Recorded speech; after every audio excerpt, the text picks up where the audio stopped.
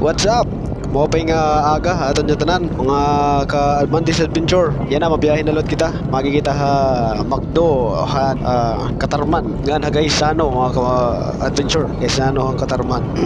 So yan na biyahe kita kaupay itong panahon. Kaupay pag-travel pagsugod din Yan nagkikita ko han mga makakaunan. Bili kita kung di kita makaunan maupay.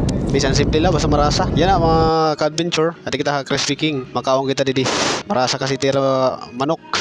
After kaon, so continue kita habang biyahe naton. Keep safe la, ride safe mga ka-adventure. Ta safe la kita nga maabot aton na destinasyon. So adi nga kita, humapit kita didi kay nakita naton nga medyo maluya naton goma. Medyo flat naton last na gulong, naton rear tire. So napagyan ako kang kuya kung may hangin ba o paypan tao kay hanginon pero ang era makina oray hangin.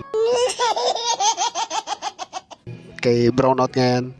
So, nagpadayon ako pag biyahe. Kaya gingkita ko, naton guma, medyo kaya pa mangyapon. Medyo materotig pa. Mas matiga pa kaysa itong imuulo. Matiga lang nga itong ulo itong tao, ano? Ang ibig sabihin, mas matiga pa kaysa itong imuulo. Ano pagkakaibahan? Ulo ngayon, ulo? Ayaw, di ba? Ang patitan. So kung wala ito't maaram, legend lang ang nakakaalam niyan. Tapos may nakita kita nga mga nakamotor na medyo malaksi ang nera padalagan ng nera motor. May mga darahira nga manok siguro magkikibulang ini siguro paspasero. Lalo na itong usang na nakaklik.